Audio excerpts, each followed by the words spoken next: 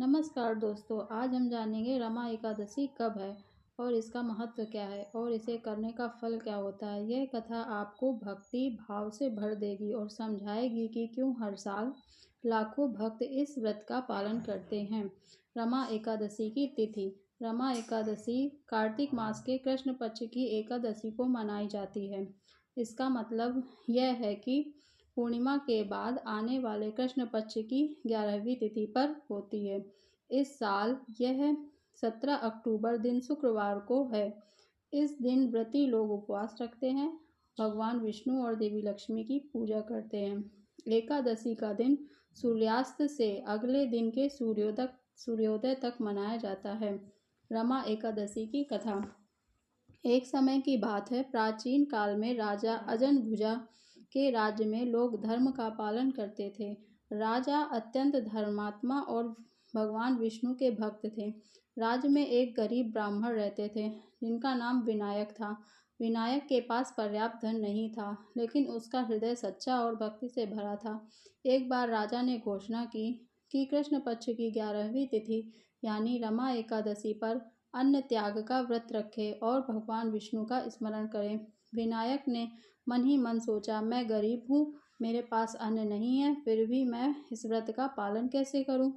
परंतु विनायक ने मन का संकल्प किया और पूरे दिन भगवान विष्णु का ध्यान करते हुए उपवास किया। रात में उसने दीप जलाए और भजन किए। भगवान विष्णु स्वयं उस ब्राह्मण के सामने प्रकट हुए और बोले, हे विनायक, तेरा भक्ति भाव और एकादशी व्रत का पालन मुझे अत्यंत प्रिय है। मैं तुझे और तेरे परिवार को समृद्धि और मोक्ष प्रदान करूंगा। उस दिन से विनायक और उसका परिवार समृद्ध और सुखी हो गया। यही कहानी हमें सिखाती है कि रमा एकादशी केवल उपवास नहीं बल्कि भक्ति और मन की शुद्धि का प्रतीक है। अब हम जानेंगे रमा एकादशी का महत्व। इसको करने से, इस व्रत को करने से सभी पाप नष्ट होते हैं, भगवान विष्णु की कृपा प्राप्त होती है, पारिवारिक सुख और सौभाग्य बढ़ता है, मोक्ष की प्राप्ति में सहायक होता है। रमा एकादशी व्रत निम्न प्रकार से किया जाता है। सुबह उठकर स्नान करें और भगवान विष्णु और देवी लक्ष्मी की पूजा करें।